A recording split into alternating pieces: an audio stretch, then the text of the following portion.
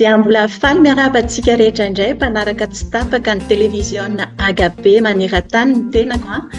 dia manona ny fiadanan'ny tompo amintsika rehetra tsirairay avy any an-tokantrano tsirairay avy dia manasa antsika rehetra anaraka hatramin'ny farany ny fandaharana fa mbola manana lohahevitra indray izahay ho zarainay aminareo amin'ity androany ity. Ny lohahevitra ny safidianay androany moa izany dia mikasika ny kristianina miaina any amin'ny tany arabo. Dia faly izahay androany mandray an'ireo rahavavintsika ho vahiantsika androany avy any Ejipta. Dia miarahaba anareo mirahavavy voalohany indrindra aloha tonga soa eto amin'ity televiziona fandaharan'ny televiziona ity rahavavy Sabi sy rahavavy Abigaila. Omeko anareo avy hatrany ny fitenenana. Ie, mankasitraka indrindra rahavavy Malala Mirina nanome fitenenana dia faly manonona fiadanan'ny tompo amintsika tsirairay avy sy amin'ny mpijery ny televiziona Agape. Dia miarahaba manona fiadanan'ny tompo amintsika rehetra, isika rehetra maneran-tany ny Agape aty Ejipta, ny tenako rahavavy Abigaila sy rahavavy Sabi. Fiadanan'ny tompo. Ya, fiadanan'ny tompo aminareo rahavavy dia misaotra betsaka mankasitraka anareo nanaiko vahiny amin'ity fandaharan'ity androany dia ny mpiara-miasa amiko moa izany androany dia rahavavy Julia sy rahavavy Eli, izy ireo moa izany nametraka fanontaniana dia miarahaba anareo mirahavavy ihany koa ny tenako, omeko anareo ny fitenenana. Mankasitraka nanome fitenenana rahavavy Malala dia faly miarahaba antsika rehetra mpanaraka ny televiziona Agape maneran-tany ny tenanay amin'izao fotoana izao dia mino sy manantena fa tena hoe liny ianao mangetaeta indray ianao fa misy thème vaovao araka ny efa voalazan'ny rahavavy teo hoentina haroso amintsika eto indray dia mihaino finaritra dia aoka haritra hatramin'ny farany isika rehetra. Dia ameko ny rahavaviko manaraka ihany koa ny fitenenana. Raha antsika tsirairay avy indray naritratra n'izao androany izao indray eto amin'ny télé Agape maneran-tany. Ny resahantsika moa izany dia momba ny kristianina any Ejipta dia miarahaba anareo tonga ny tafapetraka soamantsara ny Ejipta any sy ny mpiara-miasa eto amin'ny télé Agape menanareo fitenenana.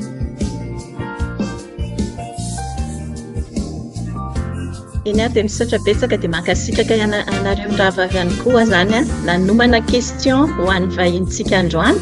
dia tsy adinontsika ny teknisiana androany manao kopakopa-tanana ho anareo dia io moa izany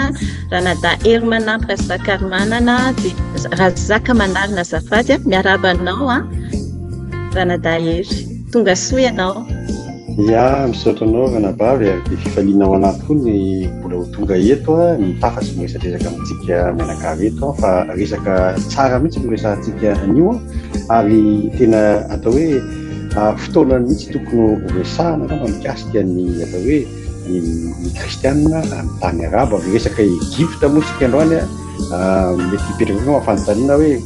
hoe ny Egypta ve tany arabo sa ny Egypta ve aiza misy ny Egypta zavatra azo resahana daholo zany fa angamba ny alohan'ny hitondrana ambavaka angamba n'izao fotoana resaka zava-dehibe ny tokony hitondrana ambavaka dia mbola misy rahalahintsika ao ambadika ao angamba mena azy teo ny fitenenana mba ho feno tsara tsika mialohan'ny hiangana tongotra miara-mamindra tena hoe sofoka miara-milanja amin'izao adidy masina izao. Faly miarahaba antsika tsirairay avy moa tratran'izao asabotsy izay mbola iarahantsika amin'ny Agape TV dia mbola afaliana ho anay ekipage mitsidika ny tokantranontsika tsirairay avy mitondra indray an'izao thème vaovao be izao dia ny momba ny kristiana izay miaina amin'ny tany arabo moa ny sous-thème antsika androany moa izany dia plus momba ny ireo izay miaina amin'ny tany Ejipta. Fa alohan'izany rehetrarehetra izany dia iaraha ivavaka tsika izay moa toerana lahery iaraha ivavaka tsika metraka an'izao émission izao ampelantanan'ny tompo fa ny zavatra rehetra eto ane ho voninahitry ny anarany rery ihany ary mba tena hoe hikasika ireo zay tokony ho kasiana ary ny fanahy masina ane no hiasa eto fa tsy teny amin'ny herin'ny saitsika na amin'ny intelligencetsika tsika fa tena hoe ny tompo Andriamanitra mahirana tena hoe hiasa eto iray vavatsika. Dia Andriamanitra rainy be fitia mbola faly mitsotra midirary mankalazanao zay tompony ny fitiavanao sy ny famindraponao mbola nitantananao sy nirovanao anay Jesosy nahatratra indray zao fotoana zao tompo. Tonga ty tompo malalo ny fotoana zay mbola anaovana indray émission momba ny be malagasy miaina tompany amin'ny tany arabo ianao ny tompo malalo no hiteny eto fa zay dia fitaovana ihany faokany ny fanahinao masina Jesosy no hoivonay eto ary zay resahanay eto mba tsy amin'ny intelligencenay tompony amin'ny fantanay ihany fa tena aokany ianao tompo no anolo-tsainanay tsirairay avy ary mba hikasika ireo olona zay tokony ho kasiana tompo zany teninao sy zay rehetra zaraina eto zany amin'ny anaran'i Jesosy. Amen. Amen.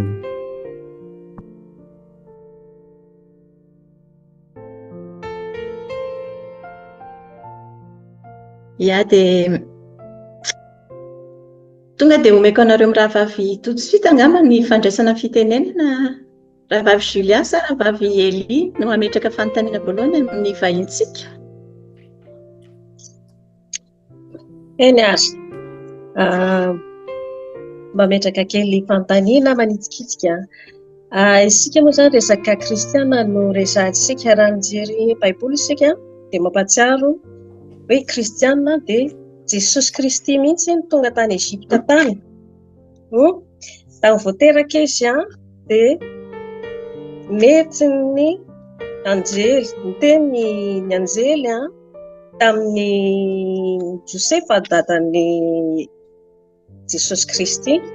Rehefa teraka kelikely izy dia mandana ozy izy mandositra ho any Egypta fa ho faty ety ity zazakely ity mandanareo Josefa sy Maria eto zazakely mandrapahafatiny Heroda satria Heroda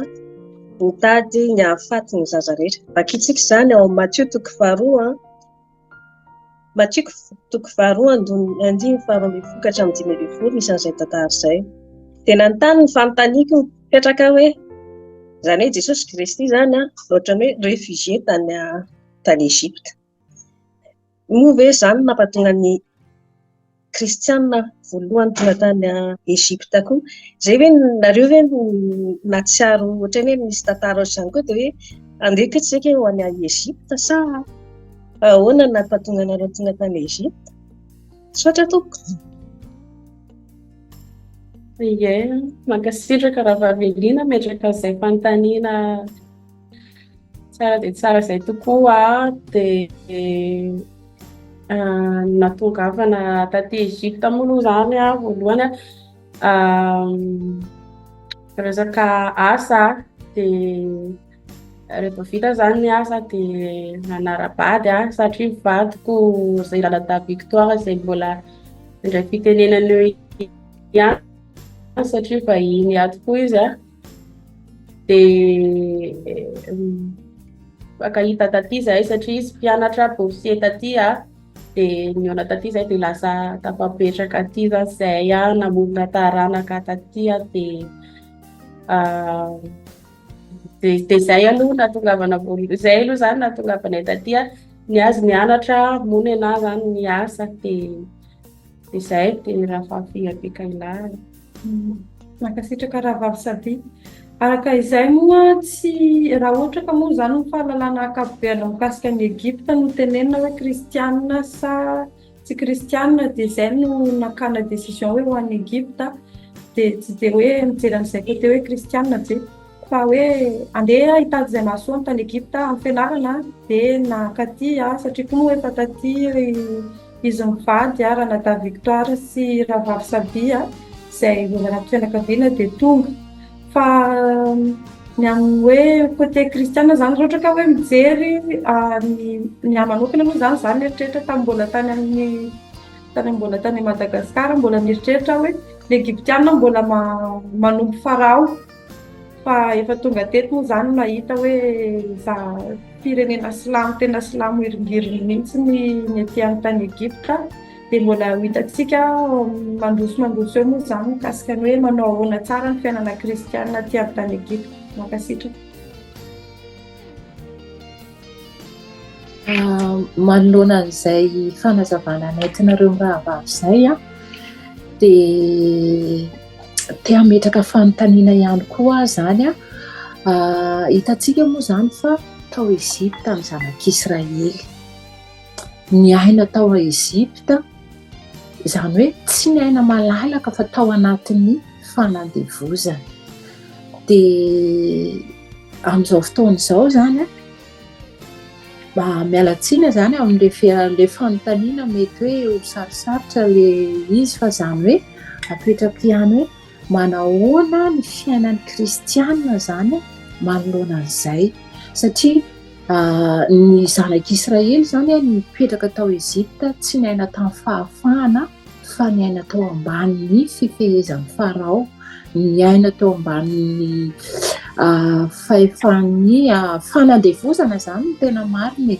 dia amin'ny kristianina ao Ezipta zany dia manahoana ny fiaim-piainan'ny kristianina hoe afaka miaina malalaka tsara ve tsisy tsony ve le taratra tany aloha tany amin'ny voalazan'ny baiboly ny tantara voalazan'ny baiboly raha jerena amin'izao fiainana ankehitriny izao dia ameko anareo ny valim-panontaniana. Eny, mankasitraka hatrany rahavavy Juliana metraka an'izay fanontaniana izay tena marina tokoa izay hoe voateritery ny kristianina zanak'Israely taty ary azo lazaina angambany hoe mbola mitohy ilay izy hatramin'izao satria na dia misy fiangonana rety aty moa zany tsy tsara ny marina fa misy fiangonana ary katolika sy orthodoxe no tena betsaka zany dia firmo eo amin'ny tsy ampy zato aloha fiangonana eto fa nefa raha nanao recherche zay dia ny moské tena be da be fa ny fiangonana kely fa nefa ny fiangonana zany dia mbola tsy tena hoe tafatoetra milamina tsara hoe tena hoe milamina hoe misy fahafahana tena hoe io fiangonana mijoro joalajoala ngeza be ny fiangonana eto fa tsy mbola hoe manana fahafahana tanteraka ny kristianina eto zany fa raha vao ohatra hoe krismasy na paska mbola tena ambenana polisy satria misy polisy maro be miambina dia izay mpiangona hiditra ao savaina ny sambatan'olona savaina satria efa misy izay hoe fanapohan'ny zareo bomba ny fiangonana izay na misy manao kamikazy efa maro ny fiangonana lasibatra n'izay na tety lekera zany na tany amin'ny province hafa dia izay zany antony itenenanay hoe mbola tsy tena miaina malalaka ny kristianina eto zany fa mbola gafigafiana sy mbola voateritery zany izay aloha no azoko ambara fa tsy haiko hoe mbola manana nampiana izay hoe rahavavy. Araka ny efa milazain'ny rahavavy Sabito ihany moa zany ny kristianina dia misy raha aty amin'ny tany Egypte raha hoe resaka chiffretsika dia 90% ny olona eto Egypte moa zany dia silamo daholo fa ny sisan'izay no kristianina dia ny fiangonana tsy afaka hoe mijoro hoe ho fiangonana raha tsy hoe efa nekeny fanjakana hoe fiangonana dia ao anatin'izay hoe fanteneny toko hoe katolika sy orthodoxe ny betsaka dia hoe mandalo fanaraha-maso tsy misy hoe afaka mitory filazantsara hoe ijoro hitory filazantsara hoe misy fitoriana filazantsara etsy ka ho taomina nareo hamonjy amin'izay fa izay kristianina ray aman-dreny kristianina dia kristianina manaraka amin'izay fa tsisy hoe andeha hitory ny mombamomba ny fivavahana rehetra dia atao anaty fiangonana ihany fa tsy atao ankalamanjana. Izay angamba ny anapiko kely ny zavatra ny tenen'ny rahavavy makasitraka.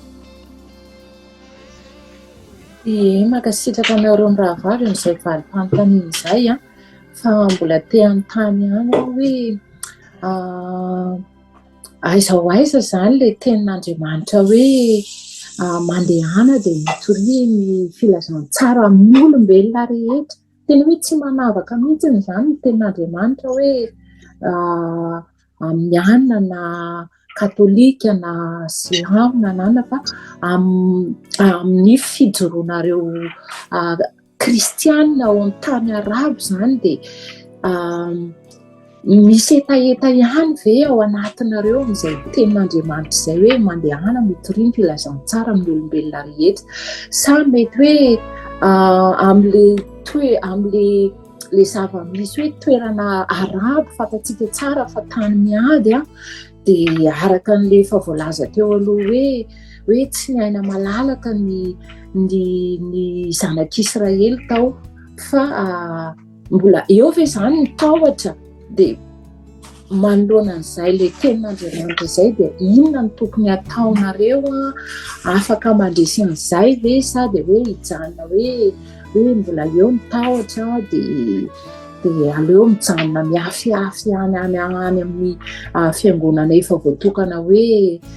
iangonana ohatr'izay. Tsy haiko na mazava le fanontaniana tiako apetraka. Ie, mankasitraka rahavavy fa mazava ny fanontaniana fa ny avaly izay zao ny sarotra ihany no satria aty zany tany-dalàna ary tena mafy be ry zareo eto Ezipta raha mpiatra lalàna dia ozy izy ny tena Andriamanitra hoe any Jehovah ny tany sy izay rehetra ao aminy fa rehefa tena hoe tratran'izay nefa zahay tratran'ny fampiaran-dalàna dia tena tsy afa-manoatra dia tompo moa mahita, tompo moa mahafantatra ny zava-misy sy ny zava-mitranga dia izay zany mbola ao anatiny mbola miafiafy zany aloha hatramin'izao mbola miafiafy hoe mbola tato trano vavaka dia avy eo mbola manofa salina ivavana fa mbola tsy afaka hoe andeha hanangana fiangonana tena hoe ngeza be sisa hoe hitomana olona fa hatramin'izao aloha zany no ataonay dia mbola amin'ny resaka fitoriana ny filazantsara dia mbola manao indraindray zay manao porte à porte manentana ny olona mba ho tonga hivavaka, indraindray ndefa mesazy eto Ezipta moa zany misy malagasy eo amin'ny 100 mahery eo fa ny atsasany mahery dia silamo avokoa dia nefa tsy manakana anay zany hoe tsy hitory satria silamo zareo fa tena alefanay zany ny asa fitoriana aloha satria izay ny afatra ny tompo hoe mitoria filazantsara amin'ny olombelona rehetra dia na dia silamo raha zareo dia mitory ny fitiavan'i Jesosy mitory ihany izay famarinan'i Jesosy dia zareo anjanany zareo moa hoe andray sa tsy andray fa raha tena hoe hiditra lata amin'ny ankapobeny tena hoe hitory any Akalamanjana sisa amin'ny Egyptien sy ny rehetrarehetra zany eo mbola tsy afaka mihoatra n'izay fefy zay fa malagasy namanay indray dia tena manao izay na amin'ireo kristiana namana na amin'ireo silamo.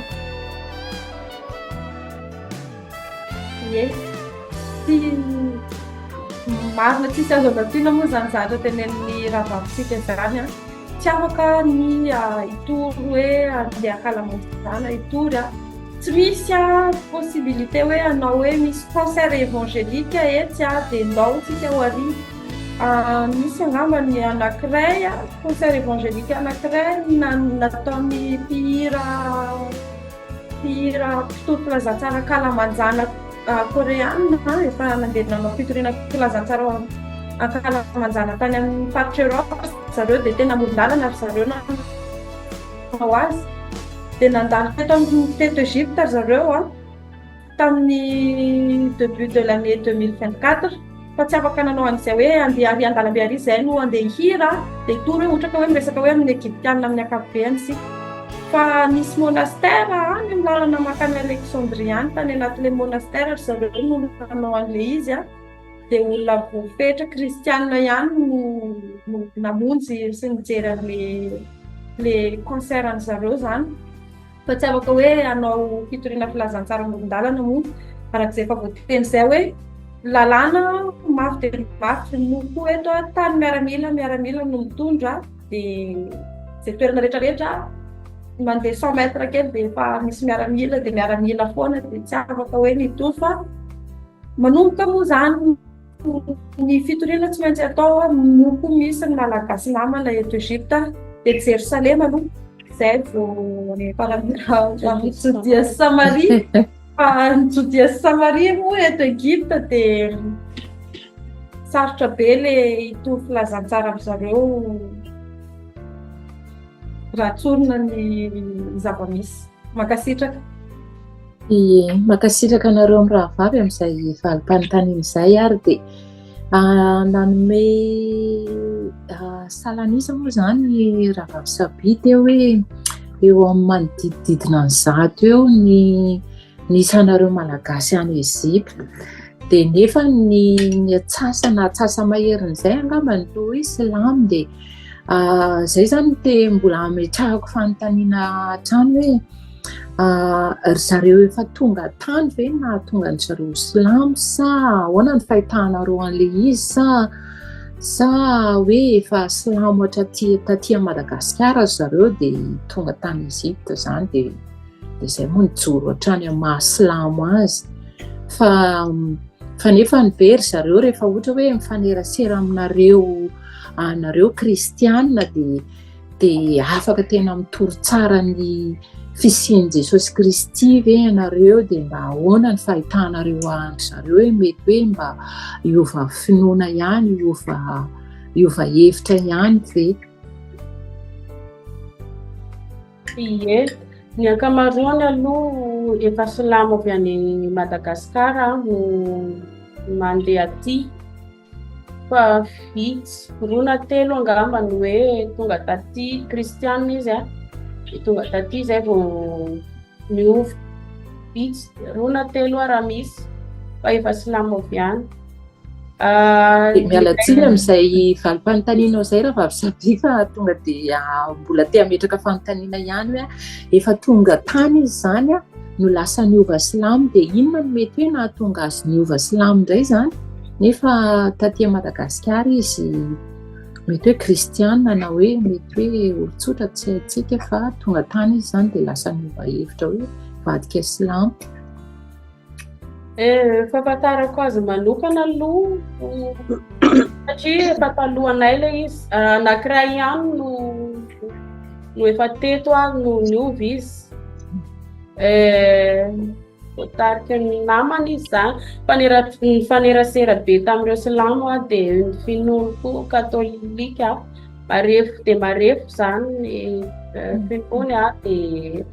tarika an'ireo namana silamo izy. Le sasany tsy fantatro ny antony nampiova azy satria efa talohana tonga teto.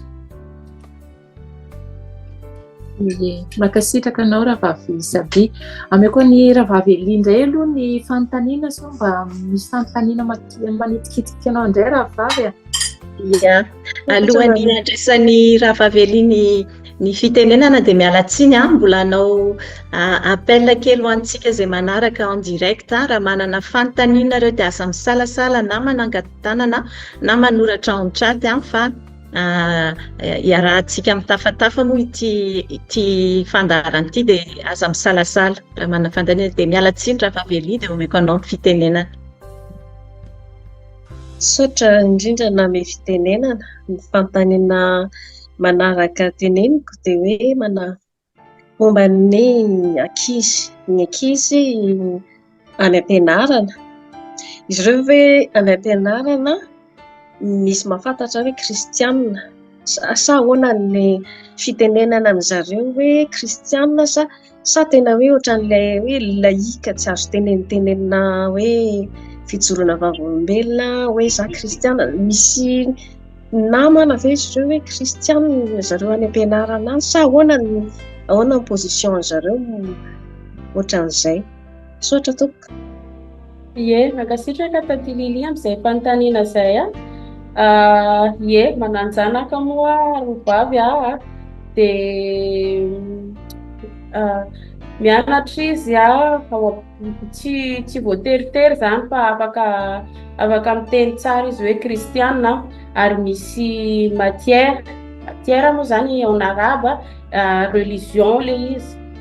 de efa de alohan'ny nampidirana anazy hianatra zany efa mameno dossier am'le manao inscription efa hoe kristiana sa silamo de fianona hoe kristiana de efa manana prof ny religion izy zany de mianatra religion ihany koa zareo any am-pianarana efa misy mpampianatra kristiana ihany koa zany mampianatra azy religion de zareo ao am-pianarana 17 zareo ao anatin'ny kilasy de 3 amin'ny zareo no kristiana zany fa ankoatran'izay de silamo daholo de izy 3 reo manana ny mpampianatra chrétien zany zareo tena tsara be indrindra tsara be zany tena hoe liberté zany sotran'Andriamanitra misy an'izany fa manoloana ny mpiray vodirindrina indray kosa manao ahoana zany voafetra koa zany nareo midera sy mankalaza ny tompo ahoana rehefa mivavaka ve tsisy mandondona avy eo ambany eo no ambony na kaviana kavanana isaorana ny tompo hatreto ary mbola angatahana amin'ny tompo mba hilamina trany araka voalazako teo aloha moa zany hoe tatao trano zahay no mivavaka hatramin'ny 2018 moa zany nanokafana ty fiangonana Egypte ty tamin'ny mpandalovan'ny pasteur Mario mianakavy taty de sokatra ny fiangonana nanomboka tamin'ny volana Jolay 2018 ka hatramin'izao isaorana ny tompo de tatao trano foana zahay no mivavaka de tsy mbola nisy aloha ny teny taminay hoe tsy mahazo mivavaka nareo zahay de tena mihira mafy manao louange mafy be mivavaka tena hoe mitabataba be de tsy mbola nisy sakatsakana zany tsy mbola nisy ny voisin zany tsy mbola nisy hoe miteny fa au contraire ny lasa ohatran'ireo vay ho andry zareo zay satria rehefa nifindra zany lasa hoe nanofa sala zay efa tsy tatao trano tsony de nisy nantany hofanena tamin'ny ankizy tany ambany nantany hoe to tsy tafafoa ozy izy fa tsy naheno anareo ny hira de sorana ny tompo zany fa tsy voasakatsakana aloha zahay hatreto sotran'Andriamanitra lehibe zany fa de fanavotana efa tena hoe victoire zany zay de tahiny Jesosy daholo nareo rehetrarehetra mankasitraka taty tahiny Jesosy manaraka nyty videotsika totitsika zany de tena mahita mihitsy ny hoe toerana manan-tantara be ty Egypte ty de misy fanontaniana tiako apetraka amintsika indray zany mivavaka ahoana ny fihetsepoanareo amin'ny fahitanareo anareo moa zany any Egypte de mahita mino fa efa hitanareo ny ranomasina mena ny piramida tendrombohitra Sinay de mba manahoana reny fihetsepoanareo kristianina any Egypte mahita an'ireo zavatra rehetrarehetra reo hoe ohatra zany hoe ny piramida de tena hoe vitan'ny zanak'Israely mihitsiny zany nanangana ty piramidy ty ahoana zay zany hoe mba afaka zavazavainareo hoe le fihetseponareo mahita le zava-misy any atoerana mihitsiny zany mba hoe inona ny ao anatin'ny fonareo ao mahita an'le zava-misy rehetrarehetra any resaka kely angamba zay fanontaniana zay raha tsy mahadiso raha tsy manina ranabavy Julia tahiny Jesosy de makasitraka tsy akoa moa na tamin'ny fanontaniana zay efa nivaliana teo de nena moa zany zavatra tadidiko voalohany indrindra raha ohatra ka miresaka an'izay de tamin'izany tena mbola hoe mbola tanora be tamin'izay nahazo bourse zay raha vao nitenenina fotsiny hoe nisy proposition hoe andeha ho any Egypte de zavatra tonga voalohany tao an-tsaiko zany de piramida Mosesy ranomasina mena exactement le zavatra nitenen'ny ranabavy Julia teo tonga ao an-tsaiko hoe ahoana zany Jesosy de mbola miverina am'le nitenen'ny ranabavy Abigaila hoe mbola any anatin'ny piramida reo miaina mbola anatin'ny environnement ohatr'izay zay zany ohatran'ny hoe concept tatao anatiko tato hoe ohatr'izay le izy fa raha voalohany ianao midina eo amin'ny aéroportny international du Caire io tonga de hitanao hoe zavatra hafa mihitsy efa tantara hafa mihitsy zany efa misy monde vaovao mihitsy nipetraka eto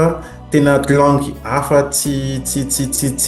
tenentsika any Madagascar satria miteny anglais moa zareo hoe anglophone nefa hoe teneny anglophone iny fa tsy izy rehetrarehetra miteny anglais fa tena teny arabo zany tena atao ao.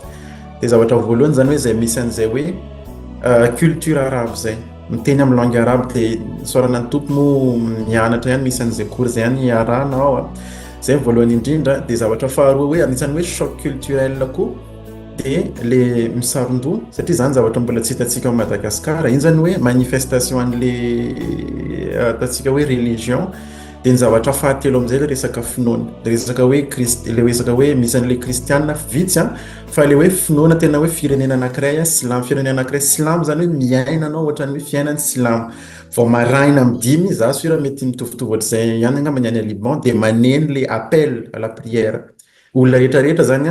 miaraka mahay amin'iny hoe Allahu Akbar, le hoe Dieu est grand, tena hoe maneno 5 fois par jour zany iny maneno de miaina an'iny miaraka amin'ny rehetrarehetra zany ianao. Tena hoe zavatra tena tsapako tamin'izay fiainako tany zay de ny Egyptianina zany ary ny arabo olona manana finoana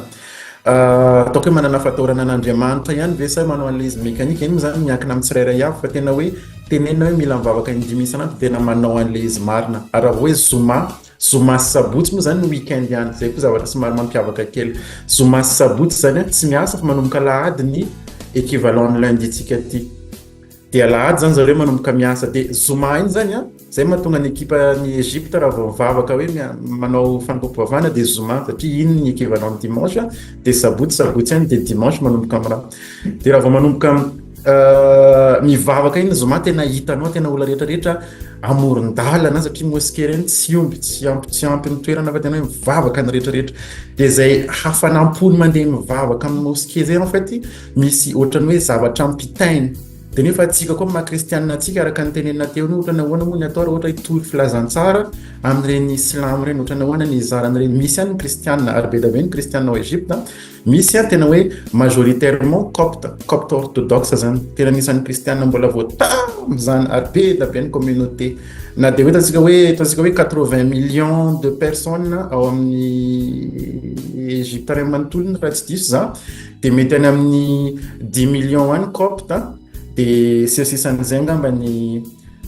kristianina sasany hoe orthodoxe, misy katolika, misy protestant, misy grec orthodoxe miparitadritaka ino eny. De iverenako am'le fanontaniana ranabavy Juliana mba hamitana anazy raha vao zavatra tsapa zany voalohany indrindra tam'le raha anao zany mandeha en face ny pyramide ary za matoka ny mpampian'Andriamanitra rehetrarehetra hoe mandeha en face ny pyramide io tena mahita hoe nanahoana ary nanaovana an'ity, nanahoana nanaovan'izy zanak'Israely anty zavatra ngeza be ty tamin'izany. Tena hoe vato anankiray raisitsika sary an-tsaina zany hoe pyramide io tongoangoany ataontsika hoe briky, nefa hoe briky anankiray vato ngeza be mandeha amina 4 tonnes ny anankiray amin'io. De iny efa miakatrakatra makany ambony be tena miandra ohatran'iny tena zavatra ngeza be.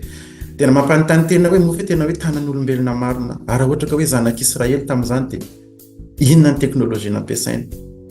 De mety hoe firy ny maty tamin'izay fotoana zay. Zay zavatra voalohany indrindra de ny ranomasina mena koa. Manarak'izay le hoe ty ranomasina mena zany tena matetika tena andehananay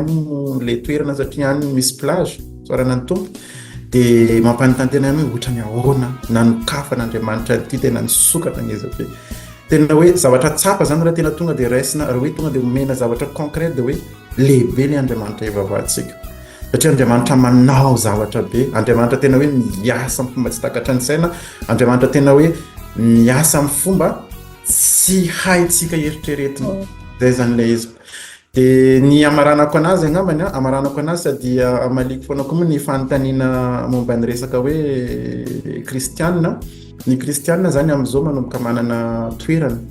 ao Egypte, tsy voatery hoe kristianina malagasy ihany fa na de hoe kristianina ataontsika hoe le nitanisaiko teo iny kristianina egyptianina. Sady ny kristianina egyptianina anankiray tena manana tendance hoe ampiseho ny maha-kristianina anazy satria mety hoe iny angamba ny fomba hitoriany filazantsara sy influencena ny hafa. Mais Erabigaila sy Ranabavy Sabina Marala Sabina afaka miconfirme hoe raha vao kristianina ny Egypte dia manao an'le tatouage eto reny. De tena asehony olona mihitsy hoe zao za kristianina. Satria ohatra anatin'ny métro anankiray mety misy olona zato mety anankiroa amin'iny ihany ny kristianina. Fa tena asehony le izy. De miteraka fanenjiana en fait zay zavatra zay indraindray ary mety naharaka nareo tamin'ny année 2019-2020 reny fa nisy tena fiangonana tena nipoka mihitsy tany. noho ny resaka fifanenjana fa tsy midécouragé akory zany ny mpanompon'Andriamanitra hitazona ny finoany ary indrindrandrindra moa ny malagasy zany mbola tsy manana loatra n'izay accès hoe hitory filazantsara amin'ny egyptianina zany fa amin'izao fotoana zao aloha araka ny tenena hoe manomboka amin'ny Jerosalema aloha Judée sy Samaria dia hatrany amin'ny farantany le gasy silamo miaraka aloha mizaraina tenin'Andriamanitra no ampitaina an'izay tenin'Andriamanitra zay misy mangetaheta ary be dia be moa raha tsy laza ohatsy ny le mission nataon'ny mpanompon'Andriamanitra pasteur Mario sy ny missionnaire nandeha tany reny tena hoe mikasika mpanompon'Andriamanitra maro satria misy anisan'ireny kristianina reny tena hoe mangetaheta vavaka mangetaheta tenin'Andriamanitra efa tsy mahasa tsy fantatra hoe ahoana ny anaovana azy resotra zay satria fiangonana tsisy ny fiangonana kely mba misokatra tena hoe afaka mafy an'izay koa raha nabavy Abigaila fa tena misy tobilina polisy 4-5 isaka ny fiangonana misokatra misy tobily polisy 4-5 miandry sao dia sanatria misy olona napoka sao dia sanatria misy zavatra amina dia resaka sécurité ohatr'izay foana zany andrasana trany satria efa minorité ilay izy dia indraindray mbola misy resaka insécurité foana fa isoarana ny tompony efa nijanona zay resaka fifanenjana zay sy resaka hoe fanapohana fiangonana itosa zany fa efa manomboka milamina amin'izao dia isoarana ny tompoko moa ny manafany fiangonana any Egypte mijoro tena hoe afaka mizara an'izay tenin'Andriamanitra zay ary anisan'ny tena profo mivaingana afaka raisitsika amin'izany dia raha vao resaka hoe misy fety kristianina reny anasana silamo dia tena hoe hena ritra amin'ny tampihavanana moa ny fitenenana an'izany tena hoe tonga izy dia sady tonga ry zareo silamo tena hoe fampiresaka mifampizara tsy misalasala tena mandray dia apetraka amin'ny tompony tompo hikasika fa tsika mamafy fa Andriamanitra mampitombony any anatiny any zay nga maniajaniko hoe nga manana fa lasa mitatra be fa makasitraka anao raha nada fa tena mahatonga saina tokoa miaraka ny fanazavanao teo reny toera manan-tantara voarakitra ao anatin'ny baiboly daholo moa reo zany piramida ny ranomasina mena ny tendrombohitra Sinay hitantsika hoe amin'ny fomba manao ahoana ny akarany Mosesy tany amin'ny tendrombohitra Sinay zany dia tena hoe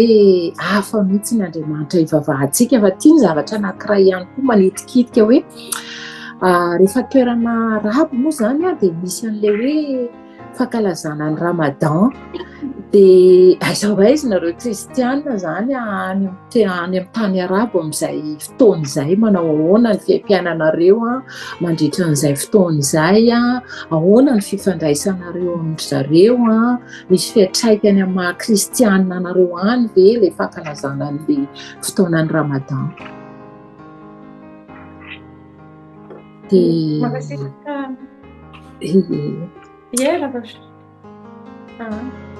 makasitraka amin'izay fanontaniana izay efa enoentsika amin'ny ambanivoany any moa zany hoe misy ny kristianina eto ary tsy miafina zany hoe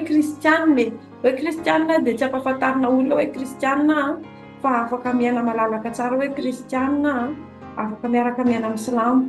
fa maha hoe tany islamista zany eto dia mandritra ny Ramadan misy moa zany arakaraka ny quartier koa moa zany hoe ohatra ka hoe misotro rano eny an-dalana eny mandritra ny Ramadan dia indraindray misy mitora-bato fa hoe tsy manaja fa arakaraka ny toerana moa zany fa tsy strict zany ry zareo hoe micomprendre tsara hoe tsy silamo ohatran'ny zareo matoa tsy manaraka an'ilay mifety fa mifanaja tsara na amin'ny toeram-piasana aza tsy manavaka hoe satria nareo tsy silamo dia tsy omena sakafo fa amin'ny toeram-piasana zao ohatra mizara sakafo an'olona rehetrarehetra ry zareo rehefa fotoanan'ny Ramadany dia izay moa zany zavatra tsara marena na misy mindrokely hoe misy fotoana zany hoe manapoaka bomba na hoe misy fotoana hoe tsy afaka mitory ny filazantsara mihitsy tsy manakana ny mampijoro hoe ny olona kristiana araka izay efa nitenen'ny ranadahntsika teo izay ny kristianina eto tena mampiseho hoe kristianina ry zareo indrindra moa zany fa ny katolika ohatra hoe manisy sarimasina ry zareo na manisy lakroa ohatra amin'ny toerana hipetrahany zareo na ny toerana hivarotany zareo dia na ny anaty fiara ohatra hoe misy an'ireny sapile kely ireny dia tsy manakana mihitsy moa zany hoe manoloana ny ramadan dia hoe hiafinafina satria kristianina tsy manakana mihitsy fa afaka mijoro tsara mihitsy manoloana ny fotoanan'ny ramadan. Fa misy mihitsy ny hoe zany hoe mifanaja hoe fifanajana maha-olombelona zany le izy hoe satria reto mifehy dia tsy misehoseho be hoe io afa misotro rano fa nareo tsy misotro rano tsy misehoseho be ohatr'izany. Dia ry zareo koa tsy manavakavaka hoe satria nareo kristianina dia izay tsy mizara sakafo aminareo fa ny sakafo dia omena ny olona rehetrarehetra mandritra ny fotoanan'ny ramadan. Mankasitraka. Ia, anampiko kely an'izay ngamba ny ranabavy Julia dia ny ramadan zany amin'ny tany arabo ny Egypte moa resana eto fa tsy fantatry ny amin'ny toeran-kafa tena fotoana tena hoe manamarika anatin'ny taona satria le izy zany misy mouvement tatsika hoe national mihitsy raha afaka miteny an'izay mot zay moa zany za hoe ataoko hoe mouvement national mihitsy satria ny olona rehetrarehetra ataontsika hoe 90% 95% ny olona tsy misakafo. Ça veut dire hoe vao mivoaka ny tokotany ianao dia ianao misotro rano satria ny ramadan moa sady manomboka amin'ny roa maraina manomboka amin'ny zay ora hoe définissendry zareo dia tsy misakafo tsy misotro sady tsy misotro no tsy mifoka fa tena hoe mandritra n'izay fotoana zay ohatra manomboka amin'ny roa maraina hatramin'ny ataontsika hoe amin'ny 7 hariva ohatra na hoe amin'ny 4 maraina hatramin'ny 8 raha vanao zany mandeha amin'ny lalana déjà tonga dia heninao hoe manomboka tsisy olona zany lalana zany heninao zany le atmosphère zay voalohany indrindra dia hitanao foana koa hoe olona rehetrarehetra tsy misakafo dia raha vao manomboka ianao zany manao an'izay fihetsika zay tonga dia hita tonga dia taratra be hoe tsy soahy ny olona iny tsy silamo soahy ny olona iny silamo fa tsy manara-dalàna dia flagrant be le izy dia zay zavatra zay en fait ny fahatsapako anazy ohatrany hoe mitondra fahatafotohinana ny amin'ny hafa dia zavatra zay tsara foana zany evitenana dia hoe ohatra hoe ny amin'ny tenako amin'ny maha-kristianina nara za zany indraindray mahatsapa hoe tsy tokony hanao an'le izy satria le olona zareo rehetrarehetra tsy misakafo dia tsapanao koa le izy ohatra ny miaraka métro anao fa ny rehetrarehetra samy nona somary mampimeno moa le izy anaty samy nona dia voakitianao dia mety miteraka ady be mihitsy satria aleo tsy mifampikitikidika fa samy sorena samy nona ito sa fa zay koa zany isany hitako hoe mampiavaka kely atsika amin'izareo zany satria atsika manao an'le izy ampitiavana manao an'le izy hoe tsy mampitaza akory sanatria fa hoe zay zavatra zay zany fa le izy ohatrany hoe zavatra imposena le izy amindreo dia zavatra tsy maintsy atao satria nasaina natao fa zay fifadikana zay zany anisan'ny fotoana hoe anisan'ny miteraka fifankatiavana satria misy fizarana be fizarana fifankatiavana fanampianan'ny olona mahantra fanampianan'ireo sahirana fanampianan'ireo izay mila ny any ampiasana ny any ampianarana tena misy fizarana sakafo mihitsy araka ny tena langavikaila teo tena hoe fantatra ho conscient mpiasa mpampiasa hoe tsy misakafo reto olona rehetra mandritra ny toute la journée en fin de journée tena misy zavatra omena mihitsy hoe tiana ianao zay tsy mandray sakafo en nature moa tonga dia omena vola fotsiny tsotro zao dia misy bonus ny ramadan mihitsy tena isoarana ny tompo zany za rehetrarehetra zany dia ho azy rery ihany ny voninahitra tena lesina hitako hoe tena lesina tena tokony raisina ho atsika koa zany satria tsika koa moa zany hoe mazava ho azy amin'ny maha-kristianina atsika misy koa zay fotoana anatona atsika ny tompo zay na dia tsy 40 jours ohatra ny ataony zareo ara fa hoe manatona ny tompo atsika mifamenan-keloka mangataka zavatra mizavatra petraka velatana ny tompo anatin'izay vavaka sy fifadikana zay fa mety ny mahasamihafa anazy fotsiny angamba hoe ny tena Andriamanitra amin'ny teny hoe azo atao fantatry ny raha lahinao fa entre anao sy ny tompo rery ihany zay ngamba ny anapiko an'izay dia mankasitraka indrindra. Ia, mankasitraka indrindra amin'izay valim-panontaniana tena hoe mampihetsi-po ihany zany araka ny fanazavana nentinareo teo hoe misy fihetsika taony any amin'ny tany arabo andreo silamo ireo hoe amin'ny fotoanan'ny ramadan miaritra tsy misakafo dia rehefa avy eo zareo tonga ny fotoana isakafoanana dia mizara dia tena hoe lesina azo raisina ho antsika kristianina zany zahay dia mino fa tsy salasalinareo any amin'ny tany arabo any aneo ihany koa hoe izay koa ny kristianina mba manana fihetsika ohatranareo ihany koa dia ingany mba tena hoe hitoetra amin'izay toetra mahafinaritra izay tsika kristianina tsy ho latsa-danja amin'ireo silamo ireo ihany koa fa aoka ho tonga fianarana ho an'ny olona rehetra ny kristianina menina. Amen, amen. Misaotra betsaka anareo, ny fotoanantsika moa dia efa mandeha ihany a, fa eo am-pianonanareo moa zany nareo teny mianadahy teo miresaka sakafo-tsika, miresaka ramadan et tout ça, dia misy zavatra kely manitikitika ny saiko. Araky ny fantatritsika moa dia ny silamo tsy mihinana henan-kisoa. Zay mety zay. Dia en fait manitikitika ny saiko manahoana ny position atsika kristiana zany any amin'ireo toerandreo, mihinana kisoa ve nareo, mahita henan-kisoa ve nareo, manahoana nareo any azavana. Misaotra betsaka. Ie, mankasitraka rahavava. Ie, tamin'ny voalohany tonga dia efa aliko aloha hoe mahita ary mihinana zahay. Efa taona maro taty aoriana vao nahafantatra sy nahita mpivarotra an'ilay izy, fa dia manafatra rehefa misy olona tonga zany na hoe tonga avy any Madagasikara dia izay no mitondra dia atao betsaka. Fa ny aéroport tsy maninona hitondrana an'ilay izy ihany koa zany. Dia efa taona maro taty aoriana vao nahita mpivarotra henan-kisoa fa somary miafinafina amin'ny coin zareo fa tsy amidy any an-tsena akory ilay izy fa misy toerana ray na ronga maneto lekera dia miafinafina ry zareo fa tsy tena tsy arantiranty zany fa any anaty frigo ilay izy, dia miafinafina amin'ny coin zareo mivarotra anazy ireo kristiana. Tena mahaliana le resaka sakafo sy le resaka hoe henan-kisoa moa zany dia hoe mbola zavatra hafa ihany koa. Omeko kely andrana dahery ngamba ny fitenena, mangingina ianao zany na dahery omeko anao, mety manakavary koa mikasika an'izay. Tena mangingina mihitsy aho varita satria ohatran'ny mandeha zahatany aho zany mandeha teo mijery an'ilay sary, mijery miresaka rehetrarehetra dia ohatran'ny zahatany aho zany satria izaho mbola tsy tany. Fa ny zavatra fantatro fotsiny mikasika ny fiarahamonina eran-tany dia miovaova na tokolazaina zany hoe raha ohatra hoe tamin'ny Madagasikara Bazimba ny voalohany dia niditra ny Maleziana, niditra ny Indoneziana, niditra ny Sinoa, miovaova dia manaraka an'iny ilay fomba n'ilay tany miovaova ihany koa. Raha iresaka fotsiny zao ahako hoe ataoko hoe ny Algériana satria zany anisan'ny tany arabo, ny tena Algériana tsy ny arabo fa ny Kabyle na berbera hoy ny filazanjareo azy zany ny tena tompon'ny Algérie, fa nanjanaka anazy ny arabo dia lasa arabo ilay tany zany aty aoriana. Miovaova zany ny tany, miovaova arakaraka ny zava-misy sy ny tantara. Tsara fantatritsika koa fa hoe avy aiza marina moa ty arabo ty, ny arabo milaza izy fa ismaelita, zany hoe avy amin'ny zanaky Jakoba zany Ismael sy Isaka, dia hoe avy amin'ny Ismael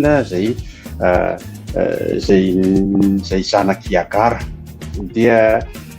milaza zareo fa ismaelita, nefa aoka na tsikaritrisika na tsy tsikaritrisika ao anatin'ny baiboly fa rehefa maty Sara zany vadiny Abraham dia mbola nanambady Abraham, nanambady any Ketura izy, Ketura ny anarany vadiny ary niteraka. Dia misy milaza fa ireo no nahatonga ny tena atao hoe arabo, fa Ismael dia métis zany jiosy Egyptiana satria Agara moa zany dia Egyptiana. Fa misy zany araka ny tantara milaza hoe ny taranaka Ketura ny tena arabo, fa ny arabo mieritreritra fa ismaelita izy. Dia ny tiana resana dia miparitaka ny arabo eran-tany. Raha mandeha tsika zany zay alehantsika mahita arabo foantsika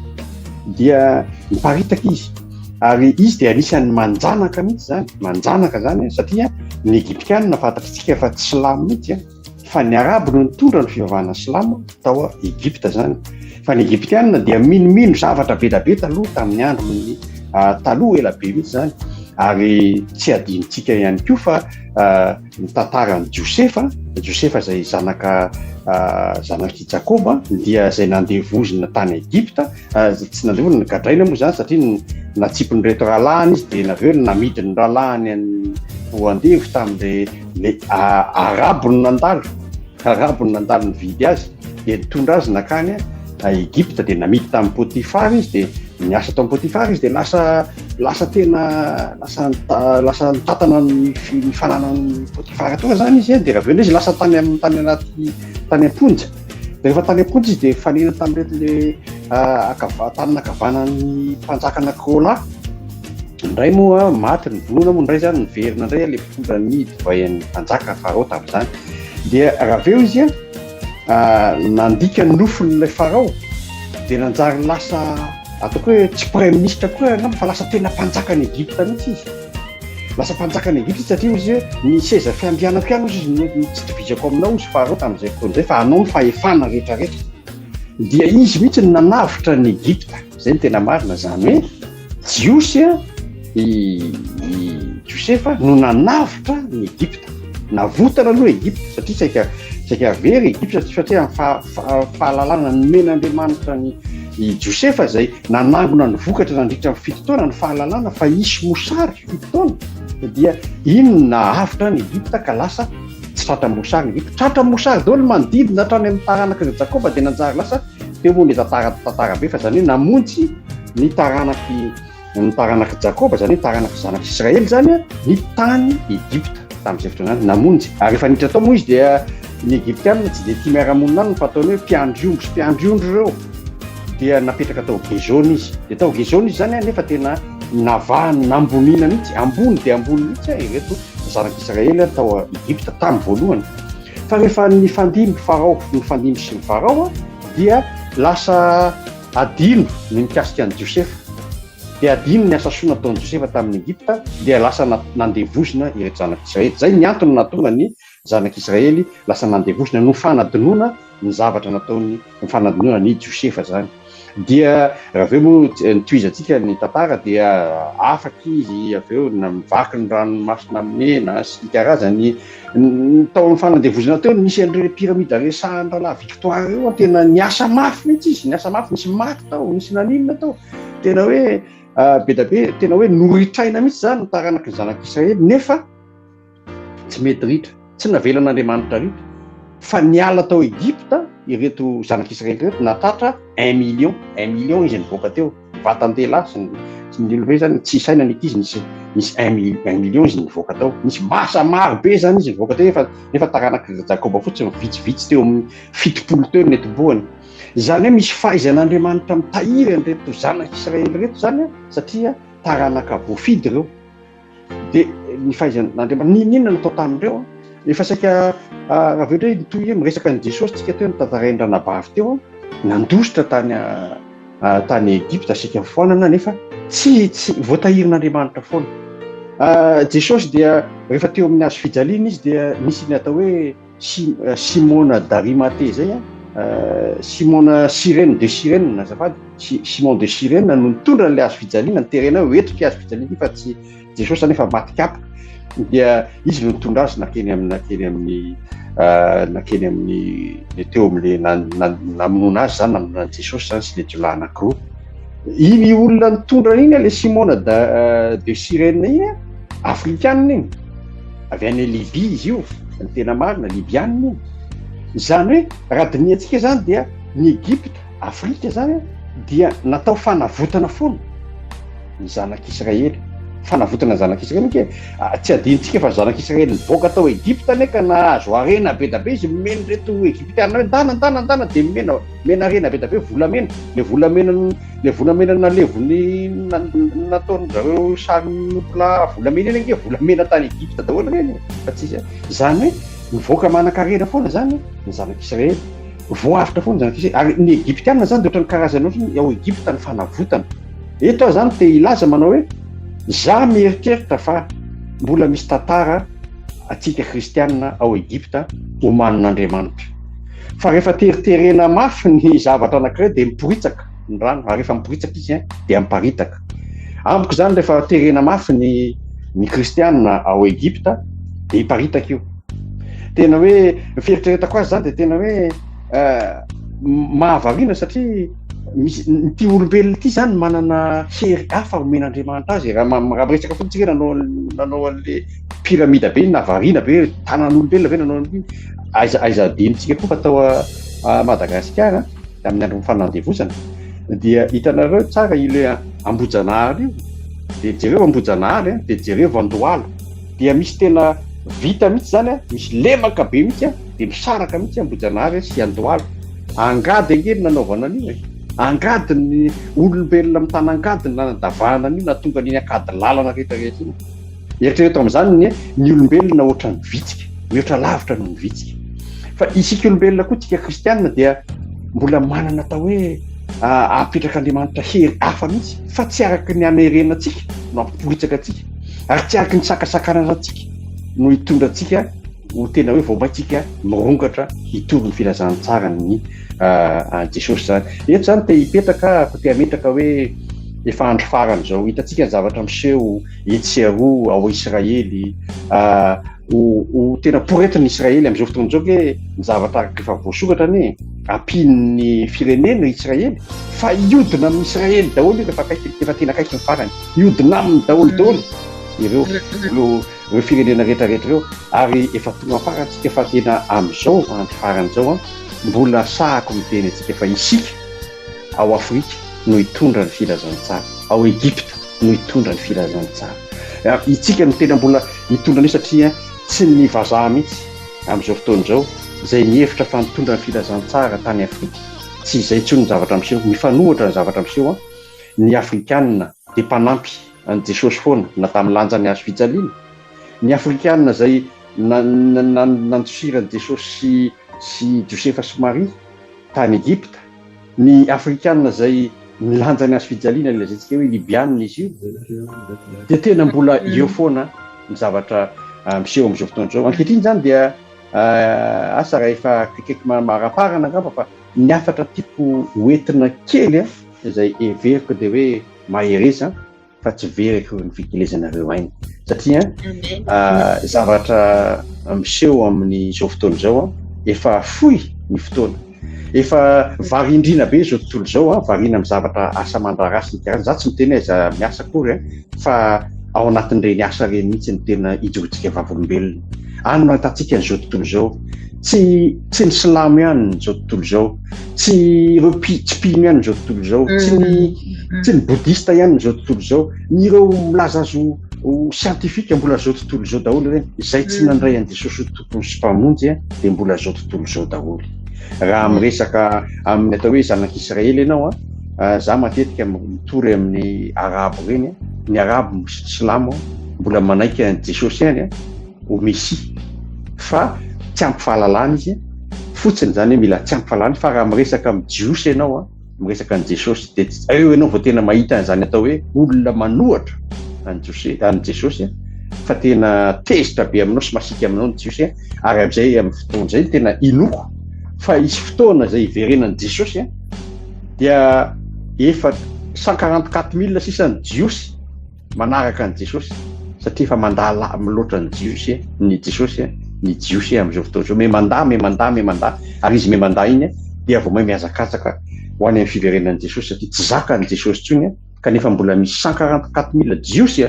fa tsy tsika kristianina koa mbola be da be tsika fa tsy 144 000 jiosy ihany no hita amin'ny farany hijory anaraka an'i Jesosy. Eto zany ngamba averiko any amin'ny mpandamina aloha ny fotoana satria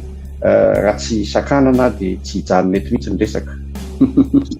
Mankasitraka ranadahery tena intéressant be mihitsy ny mpandarantsika androany dia mankasitraka anareo journaliste ihany koa dia mankasitraka anareo vahiny fa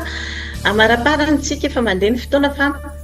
mba misy tsetratretra kely ty ho anareo mirahavavy manahoana miray ina ve nareo malagasy ao a Egypte. Mankasitraka rahavavy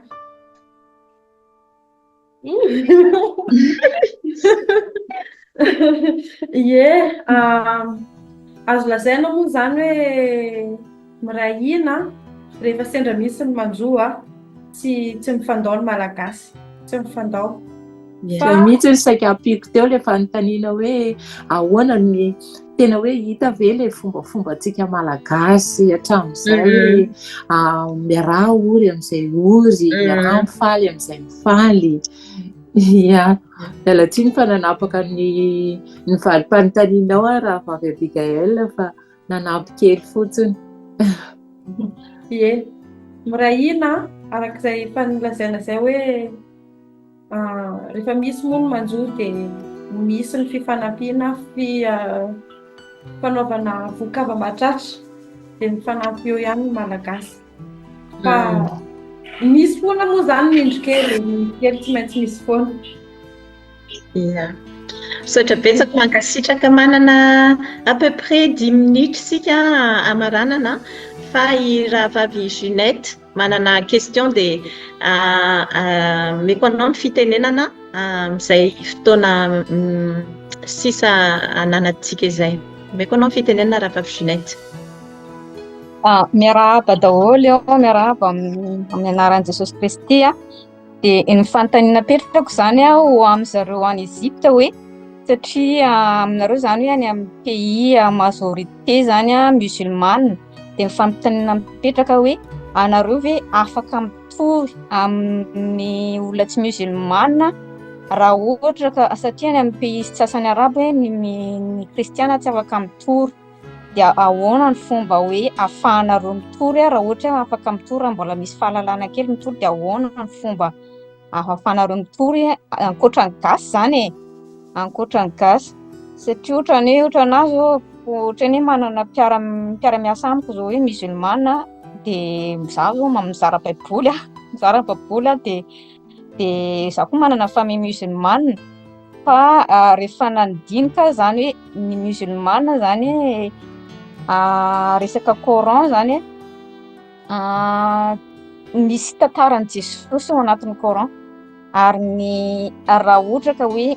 ohatra hoe i-discuter amin'ny resaka musulmane zany anatin'izao moa zaho fa manomboka mamaky ny Coran mamaky ny Coran ary misy tantaran'i Jesosy aho fa zareo fotsiny hoe mifanohitra zany misy zavatra contradictoire zany amin'ilay izy dia matetika manko musulmane manko maîtriser mamaky baiboly zareo ary ny baibolitsika ihany no entin zareo anoherana antsika nefa zareo tsy maîtriser tsy maîtriser ny Coran kory zareo nefa ny Coran milaza an'i Jesosy ary ny Coran koa mampirisikaza ny musulmane amaky baiboly sy amaky ny évangile sy ny Torah dia zay zany mba tiako ampaherezana anareo dia mba hoe sy ahoana fomba zay zany fanontaniako hoe ahoana fomba hitorinareo ahoana afaka mitory be nareo dia raha mitory nareo dia ahoana fomba fahafanareo mampita an'izay filazantsara zay amreo silamo reo amreo musulman reo zay ngamba fanontaniako kely fotsiny fa le ao amin'ny Coran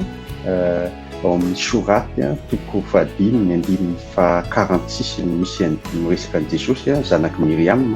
hoe Jesosy ressuscité hita ao zany dia miresaka ny évangile koa izy marina mihitsy telinao ranavavy. Mankasitraka ny amin'ny fanontaniana araky ny efa nambaranay teo amin'ny voalohany ihany moa mikasika ny tsy fahafahana amin'ny filazantsara ankalamanjana fa misy koa moa zany azo lazaina hoe ohatra hoe amin'ny toeram-piasana fa hoe mikotoyer directement an'ilay musulman ataontsika hoe tsy malagasy matetika moa zany malagasy ny tena matetika hoe miresaka aminay sy ataoko hoe manao tena hoe débat lasa fifamaliana ilay izy indraindray fa raha ohatra ka hoe arabo tena hoe tonga dia hoe arabo iringiriny zareo moa zany rehefa miteny zareo dia tonga dia miteny hoe prophète Jésus zay ny fitenenandreo anazy fa tsy miteny hoe Jesosy zanak'Andriamanitra tena tsy eken'zareo mihitsy za personnellement aloha zany fan hoe misy hoe fifanatrehana kely tena hoe fohy kely satria tsy le izy moa zany efa tsy resy lahatra dia nefa fatany le fahamarinana nefa moa izy efa tsy resy lahatra dia tsy mitohizana lava be le izy fa marina zay teninao zay rahavavy mahafantatra tsara momba an'i Jesosy ny silamo tena mahafantatra tsara mihitsy ny hoe misy izy fantatry ny zareo tsara ny zavatra nataony ary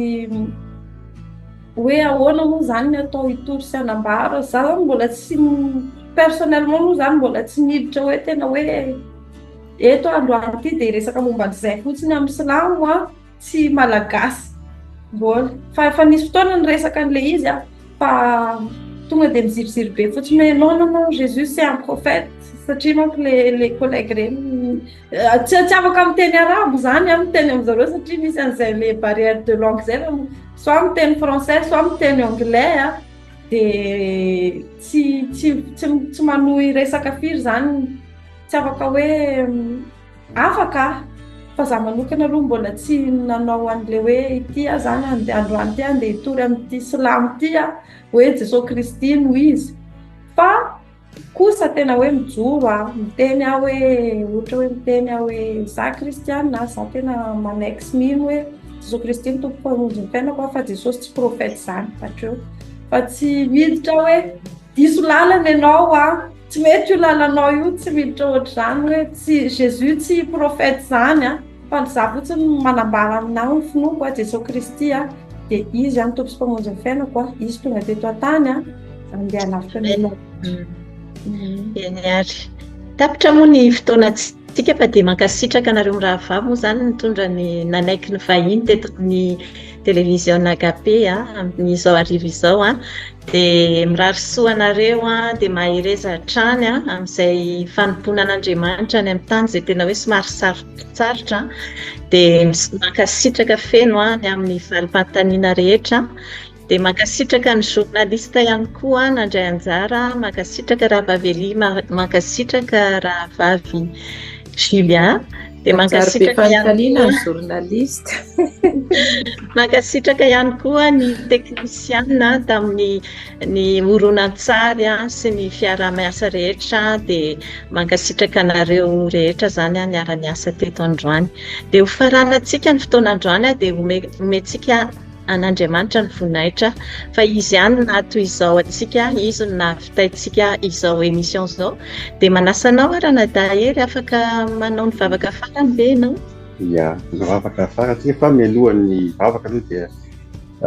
tsara tsindrina kely maha-kristianina antsika fa na dia miresaka Jesosy aza ny sasany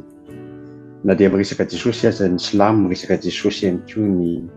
ny fivavahana hafa ihany koa resaka Jesosy daholo ny olona zany Jesosy zany mbola resahana koa ao anatin'ny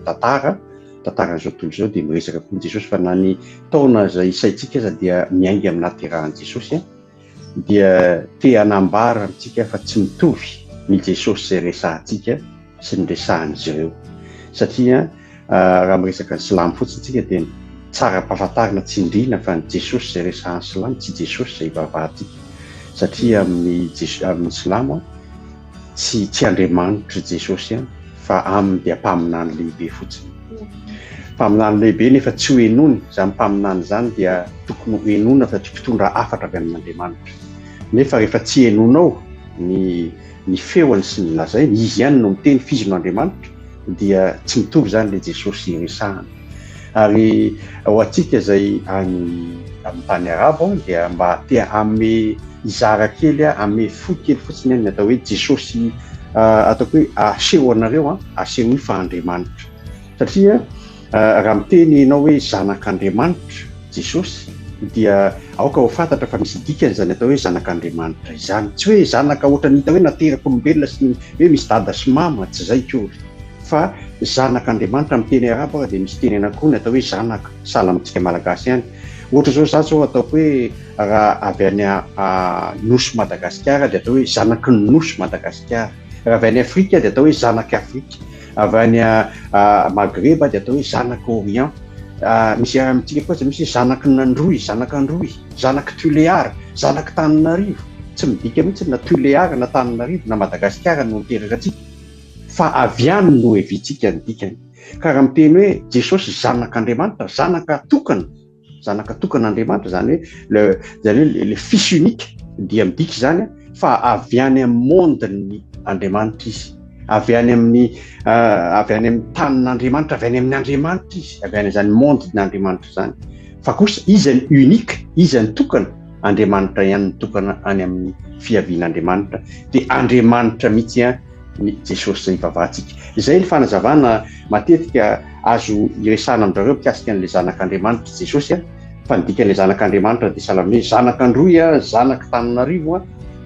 avy any nevina ka avy any amin'Andriamanitra neviny izy nitokana zay neviny tany dia izy n'Andriamanitra zay nolazainy mety tsy anaiky an'izay zareo rehefa avy eo izy rehefa tsy anaiky izy dia mandeha fotsiny izy tsy hitany foana zay hazavaina fa dia tsafa fotsiny fa ny Jesosy zay resahan'ny firehana fivavahana hafa dia tsy Jesosy zay ivavahantsika fa ny antsika ny Jesosy zay ivavahantsika dia Andriamanitra tsy mivavaka amin'ny olona roa na telo tsika fa Andriamanitra ny ivavahantsika tokana ihany raha mivavaka amin'Andriamanitra oka saminy hitana ny finoantsika fa aiza vela zay fananantsika fa manaiky ozongozonina mampalahelo mijery kristianina miova finoana satria tsy ampy ny fahalalany fa ny finoana zay nanany aza tsy ampy tsy maharesy lahatra azy mahatonga azy miova finoana fa ny kristianina tena kristianina na hotapahana azy ny lohany tsy miova izy satria fatany fa Jesosy ihany ny fahamarinana izy ihany ny fiainana izy ihany no tena hoe lalana tena mizorantsika hivavaka tsika. Io Jesosy Kristy tompo mpanjakanay ry Andriamanitra hivavahanay ianao no tokana zay hiankinanay sy hianteranay mandrak'izay dia aminao zay no hiantehitra satria ianao ihany no vatolampy azonay hiankinana ianao ihany Jesosy no Andriamanitra tsapanay sy hitanay niala tany amin'ny seza fiandriananao na nitry tena hoe nidina teto amin'ny tany zay misy ny tena loza sy ny fijaliana rehetra teto na naiky ny tena soroelika na naiky nidina ny tena niala tamin'ny voninahitra ao mihitsy ianao nisitona naiky amin'ny fotaka ny fahotana miala amin'ny aisina ho amin'ny fahazavana mahagaga ianao no namonjy anay tsy misy Andriamanitra fa tyanao ihany navitan'izany ary zany no tena fitiavana lehibe tsy ino hafa ankoatranao zay fa ianao n'Andriamanitra tokana Jesosy dia aminao no hiankinanay tanteraka mihitsy isaoranay tena resy lahatra zay ary tena hoe aminao zay tena mametraka ny fisaorana mihitsy ary tena sandratray avy dia avy Jesosy fa na inona tsy hiasaraka anay aminao na fiainana na fahafatesana na fifaliana na fahoriana tsisy masaraka anay aminao satria fantatray fiainao foana ny tompony teny farany ianao ny tompony fiainana mandrakizay tsisy manana an'izany fiainana mandrakizay zany fa ianao manana an'izany ka natombotra ao anay ho maimaimpona Jesosy misaotra satria resy lahatra zay fa ireto anabavinay anadanay zay any an-tany lavitra ny anivon'ireny firenena arabo reny eo anivon'izao tontolo zao any anananany Jesosy malala dia fantatray fa ny tananao mahery ny manodidina an'izy ireo tsisy arombaka an'izy ireo ampelantananao fa arovonao fosainy ny vatany fanahany zanako sy asan'ny tananao reo ka adidinao zany misaorana ianao tompo tsy atahotra zay Jesosy malala sa tena mbola mitondram-bavaka an'izy ireo mba hahery izy ireo mba ho tena fahazavana izy ireo anatin'ireny haizina misy azy reny Jesosy malala tena fanasiny tany izy reny ka ho tratran'izany fanasiny tany zany daholo manodidina zay alehany na eo amin'ny toetrany na eo amin'ny fiteniny na eo amin'ny fisainany dia ho hita mihitsy fa manana anao izy Jesosy malala ary ho hita zany fahazavana zany asarika izay manodidina azy na any amin'ny toeram-piasana zany na amin'ny toeram-fianarana zany na eny an-dalambe dia ho hita fotsiny amin'ny fihetsiny sy ny fahamontinany fa manana anao tompony sy mpamonjiny izy Jesosy ary izy ny tempolinao ary ianao kosa anao Andriamanitra tompo misandrata eo amin'ny fiainan'izy ireo tena asehoy tompo fa ianao mihitsy ny momba azy ary ianao momba azy iza natohatra azy tsy misy Jesosy ary zay mbola mino fa tsisy fahagagana tsy vitanao eo amin'ny fiainan'izy ireo dia aneo fahagagana foana ianao isan'andro andresy foana izy fandresena amin'ny fandresena ny fiainany misaotra raha io noho ny amin'ny Jesosy Kristy fa mbola ny fahatongavanao teto amin'izao tany zao no mitondra fahamonjena ho anay fa saika very zay misaotra tompo noho ny amin'izao fandaharana zao ihany koa fa derainay ankalazainay ny anaranao fa mbola mino zay fa mbola anan-javatra lehibe ho lazaina aminay ianao amin'izao andro farany zao aniraka anay ianao any amin'izao tontolo zao tena mbola hitady ianao hoe betsaka ny vokatra fa mibitsy ny mpiasa indreto izay irao fa volon'izay Jesosy halleluja amen amen amen dia mankasitraka antsika rehetra naharitra niaino hatramin'ny farany an'izao fandarana izao dia mino misy manateny izahay fa nandray fahalalana vaovao indray isika tamin'ny alalan'ity fandaran'ity dia manome rendez-vous anareo indray amin'ny sabotsy manaraka dia samy tahiny Jesosy daholo dia mankasitraka antsika rehetra.